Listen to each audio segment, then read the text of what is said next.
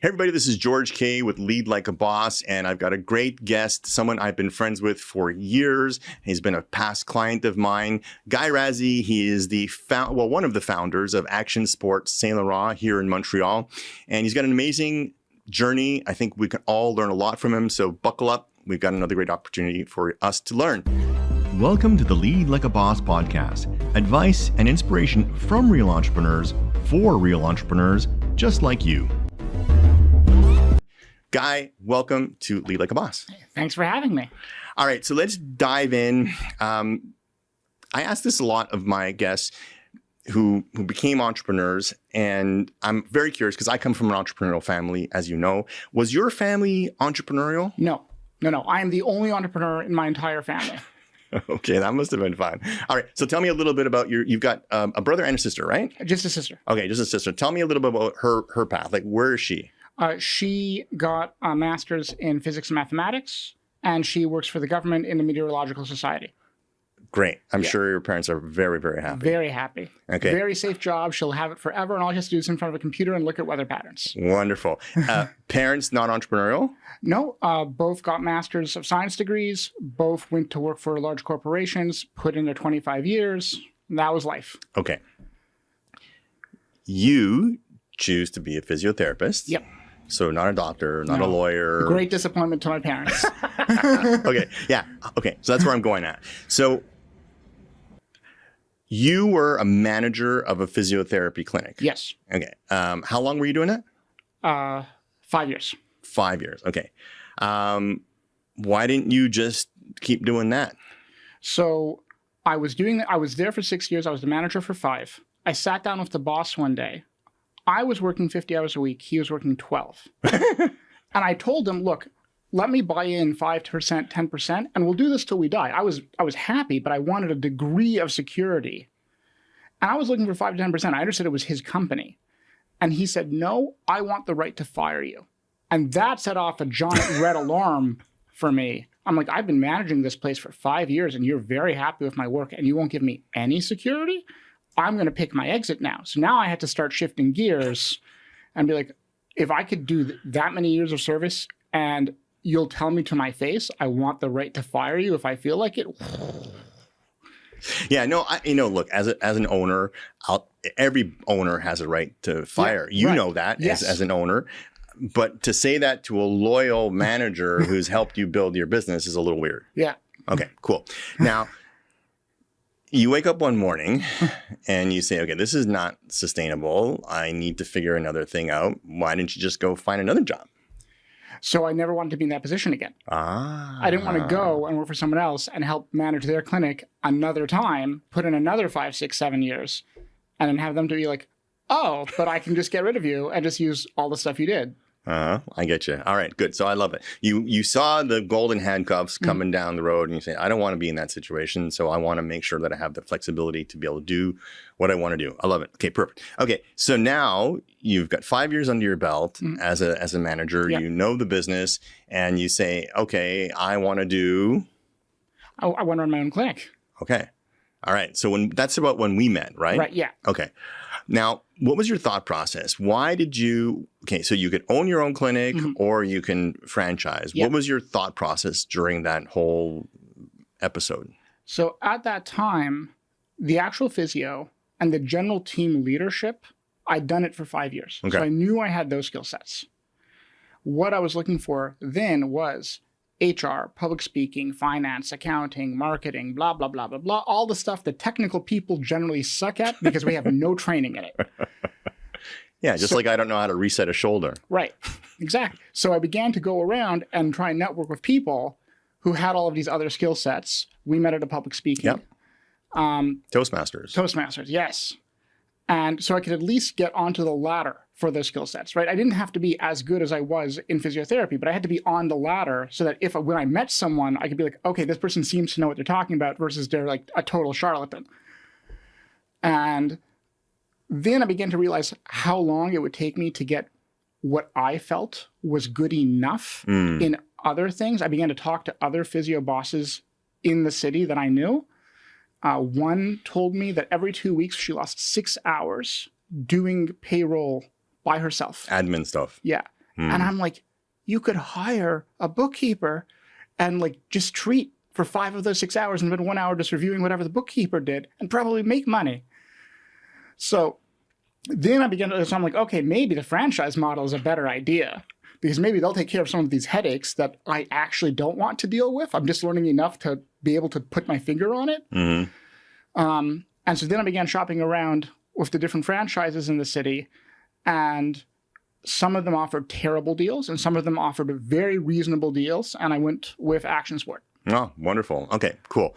Now, I love the logic. I love the idea that you said, okay, I'm good at these things. I'm not good at those things. So I'm going to pull in expertise around those things, which is great, which is what we encourage every entrepreneur to do. If you're an expert entrepreneur or a plumber or whatever you happen to be, backfill the other things so that you can focus on the things that are making you money. Right. So that's wonderful. Okay. Now, you get a franchise. Was it all roses and sunshine? Like this franchise? Did you get an existing franchise? Did you start one from scratch? What was that story? So the original plan was to start one from scratch. That didn't end up working out. Then we bought one that was underwater. Oh yeah.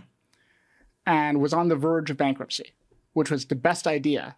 You want the school of hard knocks. Guys, that's what you do. You buy a franchise that is on the water and on the verge of bankruptcy. Now, I had a partner who came from the finance world. And thank God for this guy. I don't know how it is in other industries. Most physios will partner with either physios or ergos. And I'm like, I don't need someone else in rehab. I can handle the rehab stuff. As long as there's coffee, I can handle it. It's fine. You know what's going to like break down my brain? And it's not that I can't do it. It's that I'll eat too many cycles. Is reading the bylaws of the city, making our sign correct. Don't get sued. Don't get sued. Making sure that our contracts are correct. Making sure our payroll system works the right. Like that's the stuff that I could do it, but it's going to eat my brain for no reason. So I hook up with this finance guy. Perfect. And so he starts taking care of all of that stuff, making sure that we start getting out of the hole. And I start treating. You are working like a freaking madman. 10, 12, 14 hours a day. The first 19 months, I worked 80 to 100 hours a week. When people tell me they want it, I'm like, you want to work 80 to 100 hours a week for 19 months? That's how much you got to want it. Yeah, I agreed. So you're making the right decisions as far as I can tell. I mean, I was there. I was in the journey with you. Let's talk about a little bit about partnerships, because there's a lot of people out there who say, the only ship that won't sail is a partnership, and it's a pretty, famous saying amongst some circles. Right. I don't tend to agree with that. I think that there is a way to make a partnership work. What advice would you have for entrepreneurs, who are like experts in their field and they need a partner that can help to backfill, like I said, the things that they're not competent in? Know which side of the ship is yours. I love it. So in the clinic, in the physical first clinic that we got, there's a little boss office, and then there's the main medical area, and then there's all the treatment rooms. The medical area is mine. The little boss office, he does all of his accounting and payroll and law and negotiation, blah, blah, contracts, all that stuff. That, I look at it for 10 minutes, I'm like, yeah, it looks right. So there's a lot of trust in there. Yes, there's. But he stays on his side of the fence. I stay on my side of the fence. I tell him, hey, we have to get this physio tape. And he's like, but this tape is like 3 times cheaper. I'm like, we need this physio tape. And he says, okay. Gotcha. And so on my side, on the medical side, he says, we can get these beds. I'm like, we don't need those beds. We need these beds. All the equipment, all the medical stuff. He's like, which courses should we sign our staff up for? He listens to me. All of that, he trusts me. All of the finance, accounting, blah, blah, blah. I listen to him. I go over it. I'm not blind. I sit, I go over it. I make sure, But he does 90% of the work, and I do 90% of the medicine. So it's respecting each other's lanes, yes, and respecting the roles and the competence. 100%. What happens when you guys don't agree? So I've been lucky. In 7.5 years, that's happened 4 times. Wow.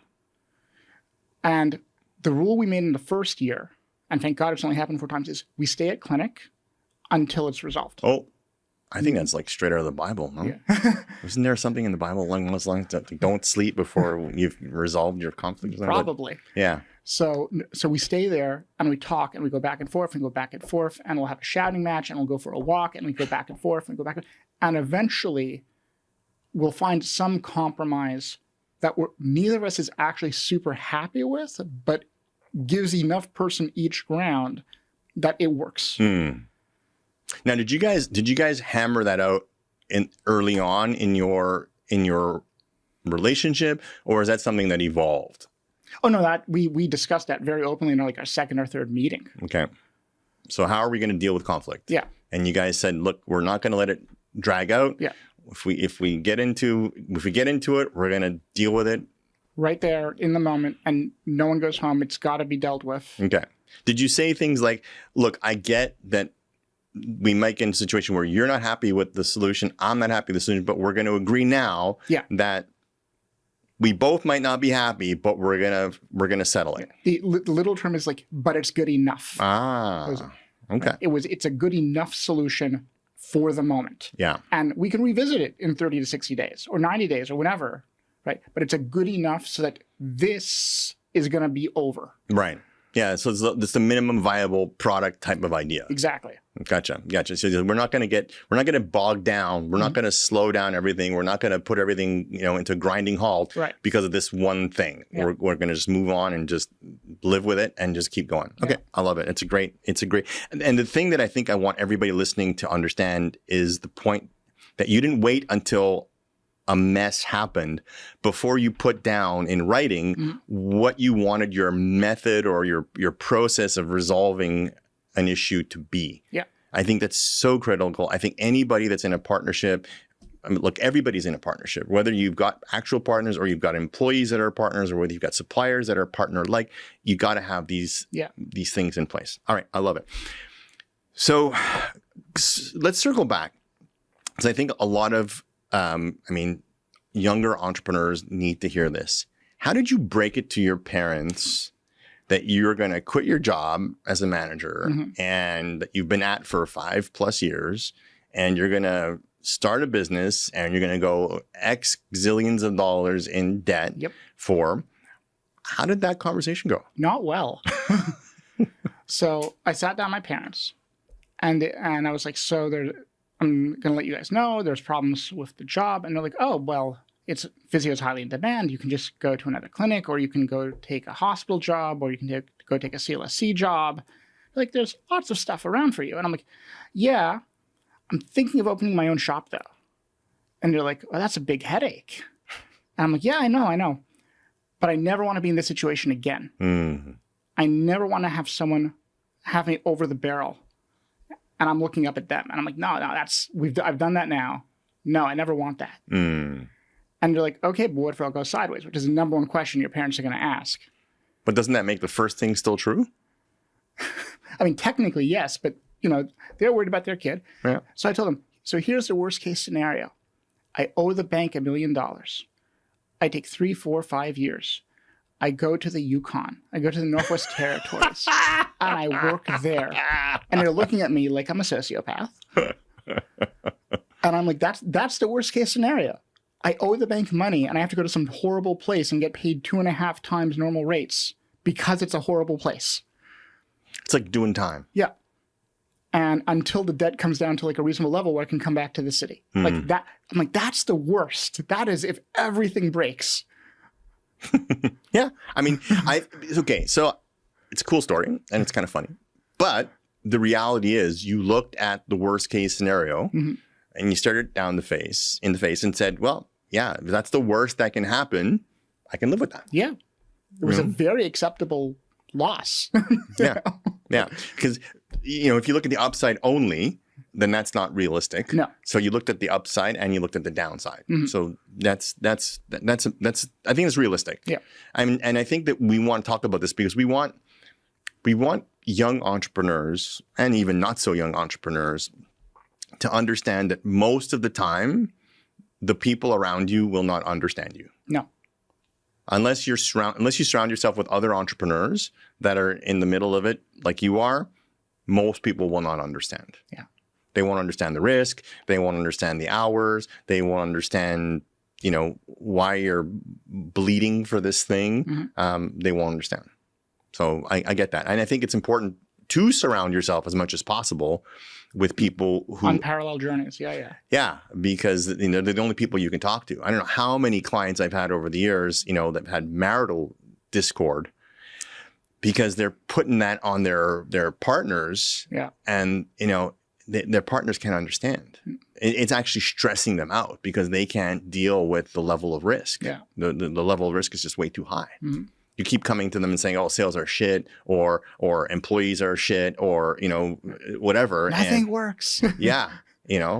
So try to keep those conversations to people who get it, and leave the family and loved ones not in the dark, but we got to protect them. Yeah. We have to shield them for our own good as well as theirs. Right. Not be dishonest or anything like that. I wouldn't recommend that, but certainly give them as much information as they can handle without stressing them out. Yes. Yeah. And that is also a learning curve. Yeah. Yeah, I agree. Okay. Mentorship. Yeah. Talk to us about, I understand where you put people around you. You had your partner, you had me as your business coach.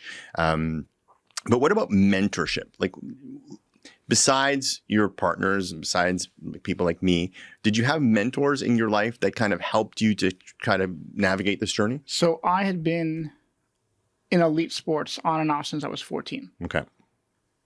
And we started this when I was 37. So it'd been over 2 decades in sports. And that is where, in terms of the mental lessons, I had done probably 80-85% of the work. And I was very lucky to be like, most of these skills are transferable. Yeah. Yeah, I do agree. When you look at business and you look at people who either come from elite sports or the military, those two groups tend to produce really great entrepreneurs. Because of they understand teamwork, they understand leadership, they understand grind, they understand the need to really go through some pain in order to get to a result. Very different from academia. I mean, yes, studying for grades. Yes, competing, in the exam room and getting top marks. Yes, that's good. That's good. It's important. That is a discipline that is required 100%. But, the dealing with other people, that the human part, like when you're on a team and you need your comrades to do as well as you do, to push as hard as you push, and to deal with the inevitable conflict that's going to happen in those situations. Learning those skills are paramount. I mean, I don't know about you, but when you're on a team and you want to get that gold medal, everyone's got to pull. Everyone's got to show up. And you need 2 minutes. You got to work through something. You take your 2 minutes. You work through it. But you got to learn to put that aside because we're here now and we got to do this now. Yeah. Yeah. No, I agree with you. It's something, I don't know how many times when my kids were in school and they were on projects. Right. And I won't say my kids were like, super great, students or anything like that. But I don't know how many times I got the complaint, the refrain, oh, they put me on this group project and like there's only 3 of us that are really doing the work and the other 2 or 3 are just kind of slacking and what are we going to do? And I think that happens. That's going to be the rest of your life. And you give them a pep talk, you try and help them into it, and the work still has to happen. Yeah. So either you drag them across the finish line or you lose. Yeah, that happens in academia, but in an elite sport, that doesn't happen. No, because those guys are kicked out. And they won't make it through practice. Yeah. Yeah. The system weeds them. Yeah. Yeah. Pushes them out. But in academia, that doesn't really happen. I mean, yes, I guess if you're in a super elite school, I would imagine that doesn't happen as often. But for the rest of us, I think that's a problem that a lot of people face. Yeah. But I mean, when I was powerlifting, you had to show up at time X, and people would ask, "Well, what if you're late?" I'm like, "So here's the problem: if you're more than 10 minutes late." I was competing at 198, walking around at 202, 204. There's a guy on the team who's 275. So just cycling between my weights and his weights is time. So if I miss warm-up and he starts, the amount of weight we got to take off the bar every time, My goodness. right, is just going to eat time. And if you're talking about a few 100 pounds, you're already getting tired just from that. So it's like everyone shows up within the first 10 minutes and everyone steps in and we cycle through. Gotcha. And if you're more than 10 minutes late, you're not training today. Sorry. Wow. And you miss once, and trust me, you never miss again. Yeah. Yeah. I think that level of discipline, I think most people today would say that that's extreme, would say that that's too much. You need to be more flexible, blah, blah, blah. But I think in the marketplace, if you release a product 2 weeks too late, it could be the difference between success and failure. Yeah. It's too much. There were 17 people on that team. 14 were national champions. Wow. That's how you make champions. Okay. That's a great segue to the next topic I wanted to bring up. I remember when we were, getting everything going and really building the clinic. Talk to us about the challenges that entrepreneurs face with regards to staffing. I remember we went through a little bit of hell going through that. Let's just talk about the front desk staff. Like, what were the big challenges with dealing with the front desk staff? So getting them trained enough on the software that we were using at the time, getting them to understand someone is already in pain. It's a physiotherapy clinic. Someone's already in pain if they're calling you or walking through the door. They're already having a not great day. Because there are times they would have a bad day and they would take it out on clients. And I'm like, this is not a place for people coming in at neutral. Like, if you're coming in to, for the sake of argument, a burger restaurant, I'm not going to say any names. If you're coming to a burger, you're coming in neutral. So if the staff maybe some stomach growling, that's about it. Right. But if you're already coming to a place where you're the definition is I'm already in pain, you're having a bad day. So I'm like, you got to treat people in a certain way. You got to talk to them a certain way. All right. And a lot of that took work. Then people would show up, they would do the training, and then they'd leave. Literally the day they would start, they would just be like, yeah, I'm out. This is not for me. And we're like, we just spent all this time training you. Servers would crash. And we'd have to call the tech people to be like, come and fix it. Because I hit reboot and I unplugged it and I replugged it and that didn't do it. And that's about what I know how to do. So how did you solve that problem? What were the things that you learned the hard way with regards to solving that problem? So me and my business partner took turns sitting on the desk, answering the phone, running the schedule, running the insurance, running the payments. And we wrote down all the things we had to do. And then we sat down with a secretary who'd been there for about 11 years at one of the other franchises. And we put together the first manual. And we said, these are all the tasks. And so we can teach you task by task by task. And if you can master all of these tasks, you can do the job. And once that was done, the training was better. So you say that, and I would bet that 8 out of 10 people listening to this will say, well, duh. Of course, you got to have the instructions. Yeah. I've been doing this 20 years or so. And I can tell you, businesses that have been around for 10, 15, 20 years don't have manuals, SOP manuals. Yes. They may have a job description, and they may have, in your day, you need to do this, this, this, this, this, this. Right. But how to do this, this, this, this, and this is almost never clearly defined. Yeah. Usually it's the last person doing it trains the next person doing it, and the baton is passed. For better or for worse. Right. And that was what had been happening for 25-ish years at this franchise. Yeah. And a highly successful franchise. Yes. I mean, Action Sport Physio is one of the best franchise operations in Quebec. Yeah.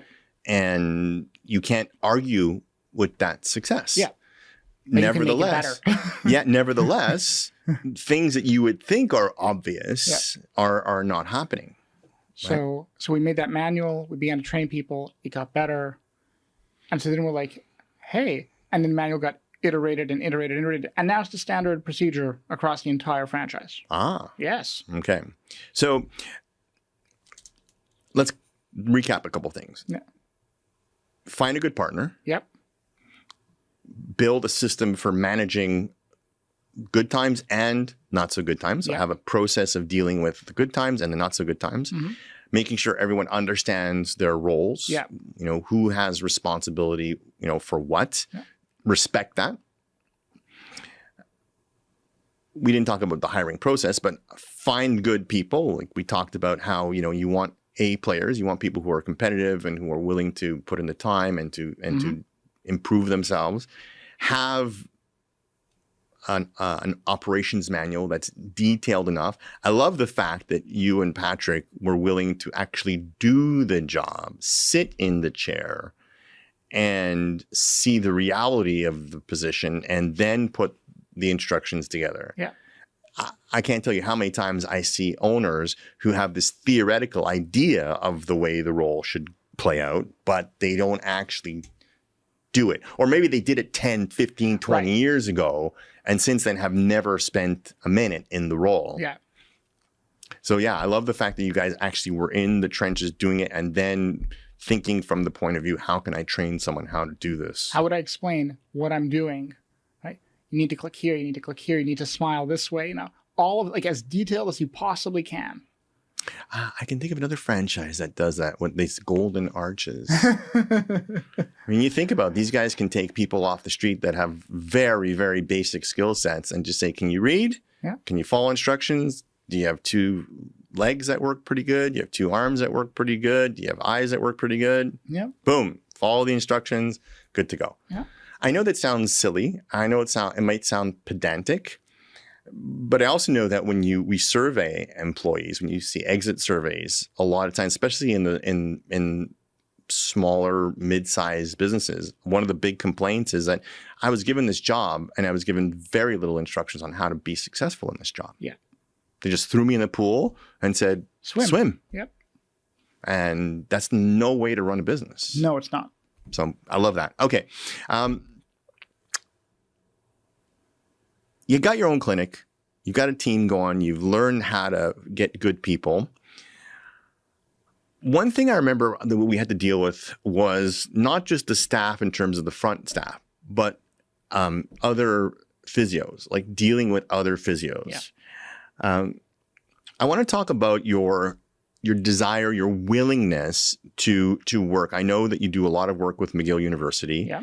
And talk to us about your philosophy on like your give back philosophy, but your give back to get back. I mean, I know you give a lot to the student community, but how has that benefited you? So talk to us about the give back. So talk to us about what your relationship with McGill is like. So the McGill program in physiotherapy, the kids do 4 internships over the program.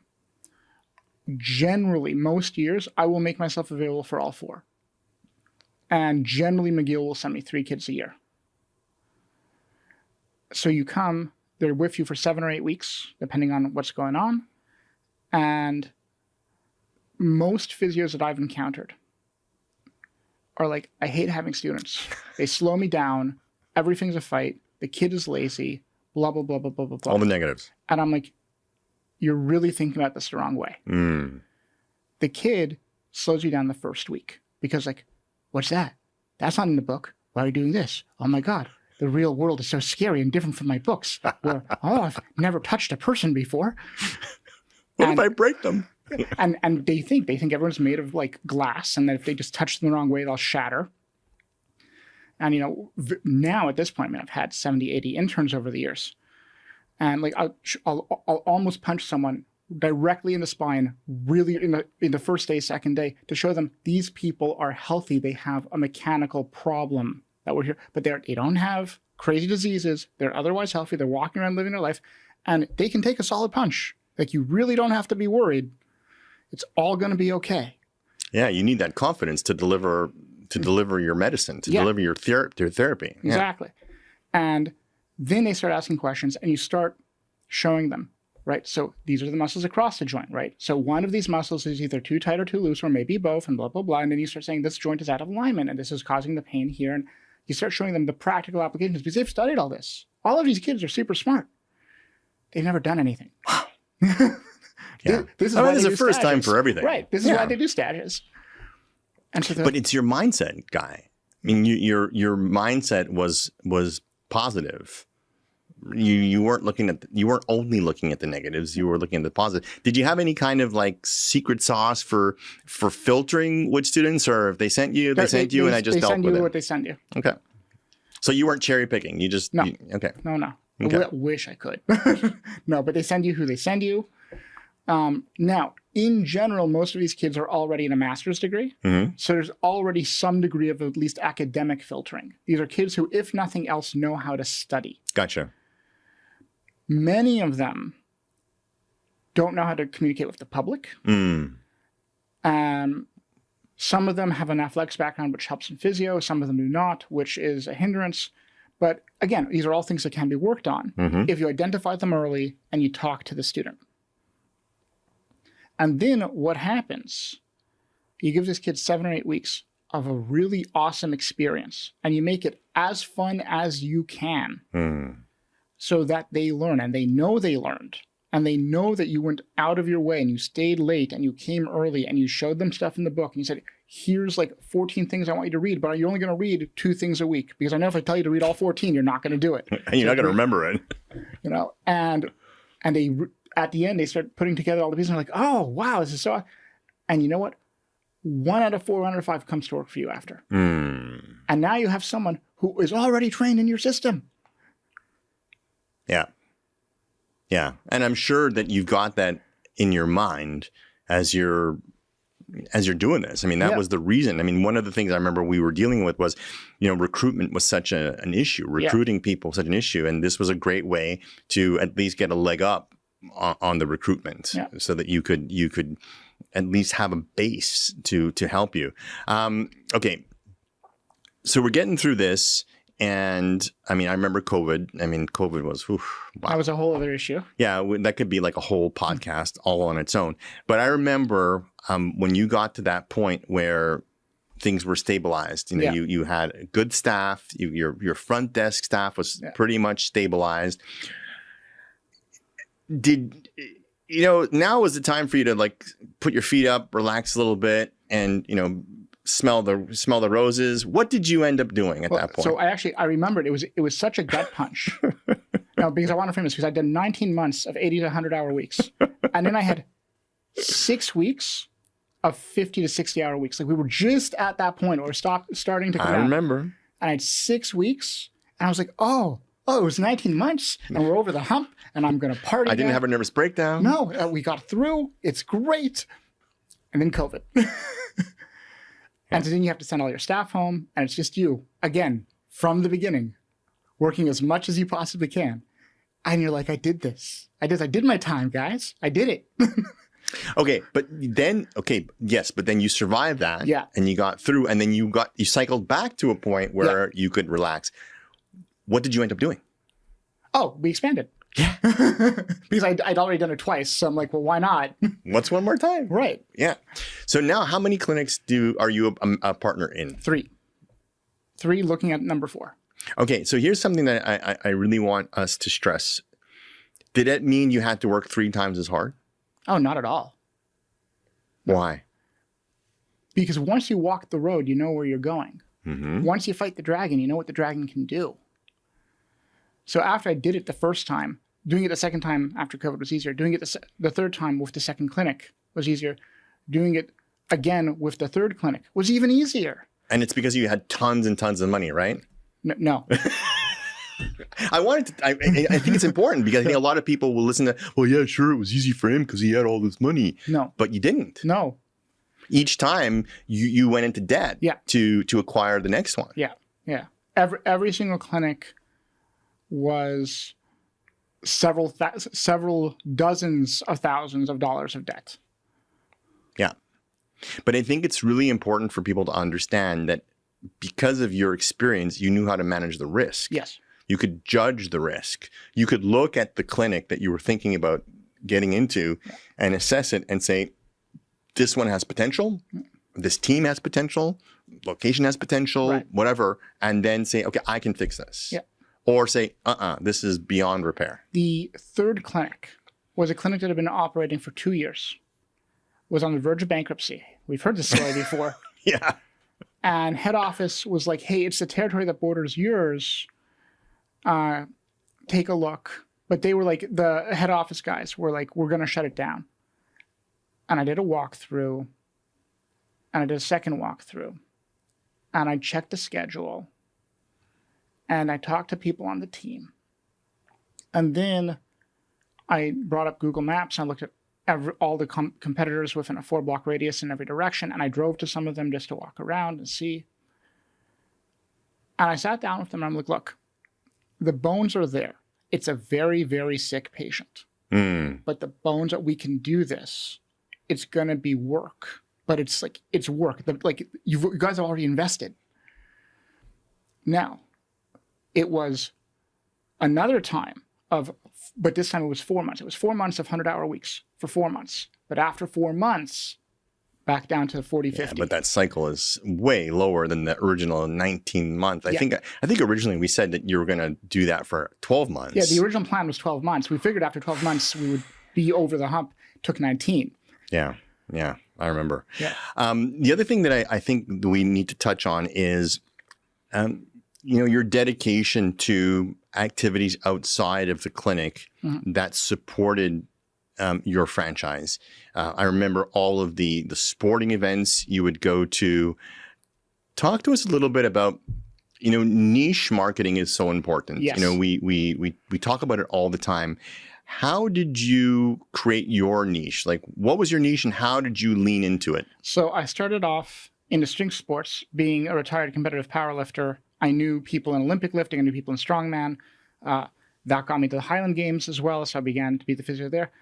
Then being in that world and knowing athletes, I met people in obstacle course racing. This is pre-COVID.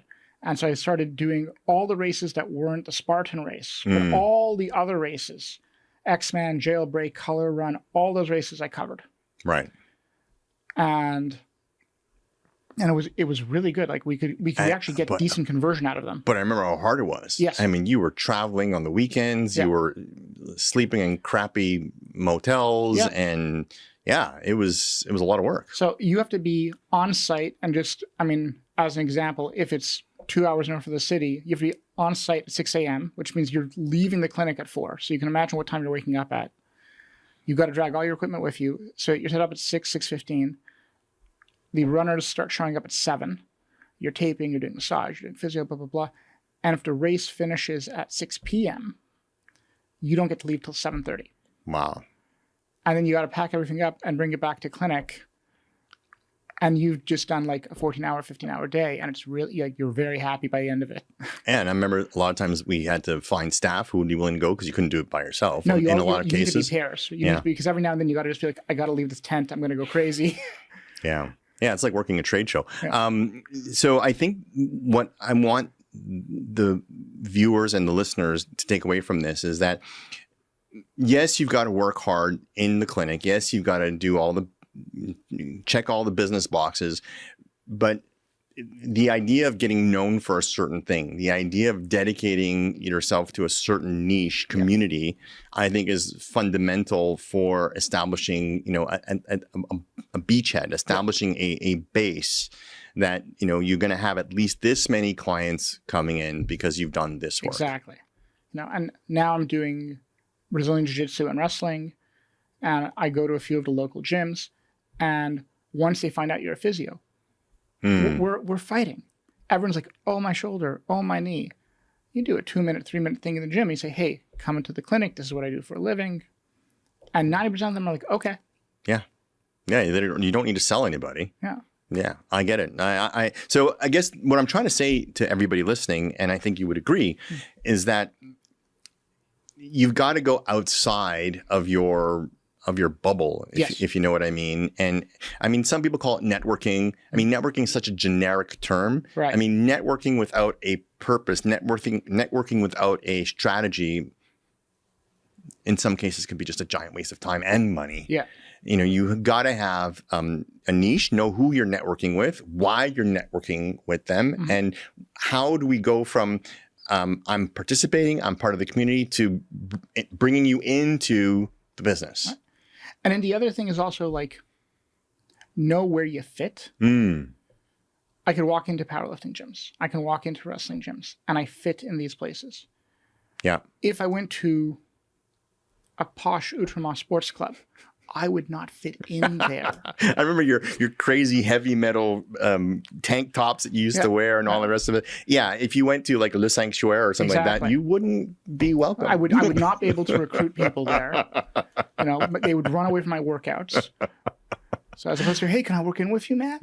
That's the other thing is you got to go, you got to figure out where you belong, and once you're in a place where you belong, it's very easy to recruit because you already belong there. Yeah, I think that's a great point. I think that a lot of people they think about where they want to belong rather than where they already belong, because I think a lot of people they take for granted where they already belong, or they tend to poo-poo, if you know what I mean, where they already belong, right? And they aspire to belong somewhere else.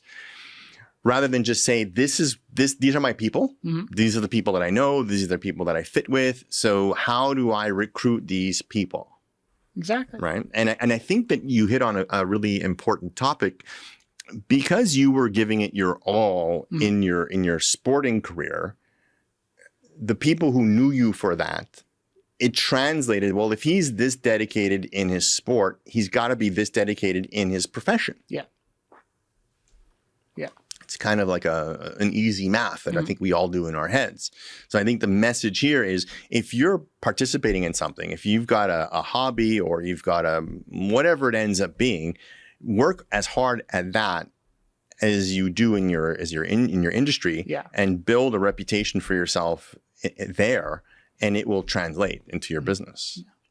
I mean, and I know it's hard, but if it was easy, everyone would do it. Yeah. Yeah, and I think that's the thing. I think that people need to understand that the hard part is the good part. Yeah. Like the hard part is the valuable part. The easy part is not the valuable part. The easy part is like dessert. And if you only eat dessert all the time, well, you're going to have problems. You're going to have problems. Yeah. And I think that's an attitude that I think a lot of people need to. It's not about, I mean, you remember back in the 90s, I guess, or no, maybe it was a little later than that. Maybe it was the early 2000s or whatever. You know, that whole grind thing, grind. Like everyone's like, that's not healthy either. No. Like we're not. For a few weeks. You grind for like a 12-week cycle, you get a few weeks off. You grind for a 12-week cycle, you get I come from sports. So for me, that's like, okay, so I'm gonna line up these 12 weeks dedicated to this. We're gonna grind. Yeah, but you gotta have it's okay, I get you, and it's grind for a purpose. Yeah. It's not just grind all the time. Oh no. It's like that'll break you. Yeah, I think about your transmission. If you're always grinding your transmission, not much transmission left. So exactly. So when you tell your people, hey guys, if we don't hit this milestone by X date, we're going to have problems. There's going to be a situation. So this is the situation. And the way to avoid it is we got to do X, Y, and Z. And it's going to be tough. And you're not going to like it. But if we do it, then on the other end, we're going to enjoy this reward. Exactly. That's great. But when it's always grind, then it's no good. No. I mean, you're not going to get the best out of your people. I can expect 100 hours a week out of myself. I can probably expect that out of my business partner. I can't expect that out of anyone else. That's a great point. Yeah, I mean, the sustainable in B.O.S. is all about that. You've got to know what your people's limits are and work within those limits. Yeah. And don't try to ask, a duck to climb a tree. Exactly. And don't ask a squirrel to swim across the lake. It's just not going to work. See, now, I mean, we're over 7 years into the process. But now, once we get to the second round interview and we're going to sign, I tell the therapists, this is all you're responsible for. You show up on time, you treat with a smile, and you chart. You write your notes, right? Everything else is my problem. Wow. Everything else on the medical side of it, you come to me, you write me an email, we have a conversation. Everything else, those are the three things. You can't do that, we're going to have a problem. But you show up on time, you treat with a smile, and you chart. Yeah. And if you can do that, we're going to have a great time. You set the boundaries, you make them understand what's expected, and you monitor. I'm sure you've got Yes. KPIs. I'm sure you're monitoring them all. And I know we've had this discussion many times when we were coaching together. You know, you look at everyone's performance, you say, man, how come so-and-so can't get his charting done on time or blah, blah, blah. And you work with them and you get them on board within standard, or That's it. It's one of the things you got to do for me. Yeah. Yeah. I love it. Setting clear standards and I was going to say forcing people to stick to them, but making sure they stick to them, making sure they understand the consequences of not sticking to them, and being good with holding that standard, even though it's tough to find people. Yes. Yeah. And then you try and make it as fun as you can. You invest in your people. You give them courses. You let them listen to music. Their music. As long as it's like, as long as it doesn't have certain words and doesn't say certain racial connotations, it's fine. And you know, because at the beginning I was very much my music. I remember that. Yeah. But eventually it's like, is this a hill I should die on? This is not a hill I should die on. So I do the first hour, and basically after that I give them control. I still want that first hour in the morning. I love it. Well, Guy, you know, I really love this. I think there's a lot that we covered here that people can take away in terms of how to deal with the stress of entrepreneurship, and how to set, you know, the standard and what to expect. I mean, if you're expecting an easy journey, then entrepreneurship is not for you. It's not for you. But if you're willing to gut it out for a certain amount of time, and you have that, you know what that certain amount of time is. It's not like forever. Like you have that pot of gold at the end of the rainbow. I think you can do it as long as you do everything else that we talked about. You know, have the team, be prepared to do the learning, and constantly improving yourself and being a valuable member of the community. I think that's something that you've been. I mean, in the Saint-Laurent community, in the sporting community, and of course in the Action Sport Physio franchise community. You know, you've done your work, you've done your job, you've participated, you've certainly given a lot of yourself for that. But I remember talking before we went on air how, you know, now you see the light at the end of the rainbow. You know now that in X amount of years you will be at that point where you can just choose to just sit back and enjoy the fruits of your labor. Yeah, like now the light is coming, and you can be like, oh, there's gonna be a point where I can be like,